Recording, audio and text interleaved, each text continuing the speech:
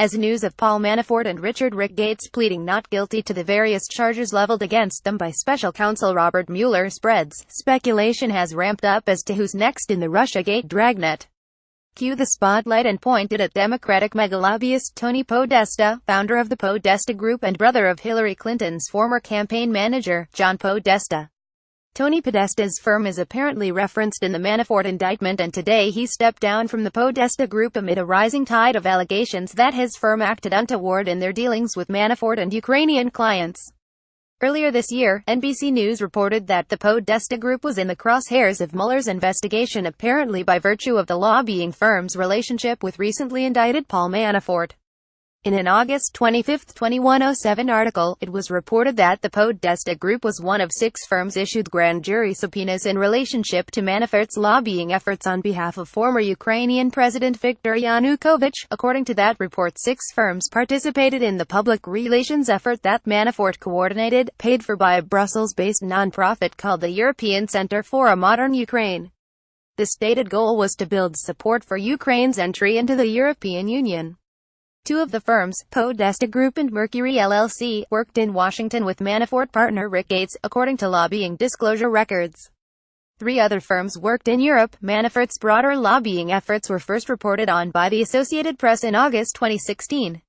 Following those reports and after Justice Department pressure, Manafort registered as a foreign agent for his Ukraine-related work.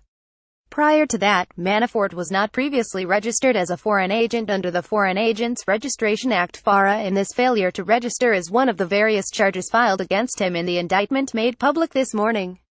However, at the time the failure to register information was made public, neither Tony Podesta nor his firm were registered as foreign agents under FARA. After being pressured by the Department of Justice, the Podesta Group registered as well. And just this afternoon it was reported by Politico that Tony Podesta will be stepping down from the firm he founded. His resignation comes just hours after the public learned of Mueller's first indictments in the Russia probe.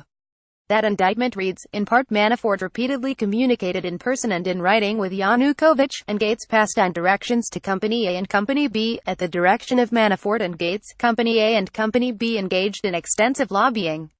Among other things, they lobbied multiple members of Congress and their staffs about Ukraine sanctions, the validity of Ukrainian elections, and the propriety of Yanukovych's imprisoning his presidential rival, Yulia Tymoshenko, who had served as Ukraine president prior to Yanukovych. The references in the Manafort indictment to Company A and Company B are believed to be euphemisms for the Podesta Group and above-mentioned Mercury LLC. Why the organizations are not referred to directly in the charging documents is unclear. What is clear is that Tony Podesta's organization played a large role in the lobbying activities at the basis of Manafort's indictment, and that his firm is apparently guilty of at least one of the crimes Manafort was arrested for today. Image via screen grab. Follow Colin Kalmbacher on Twitter at @ColinKalmbacher.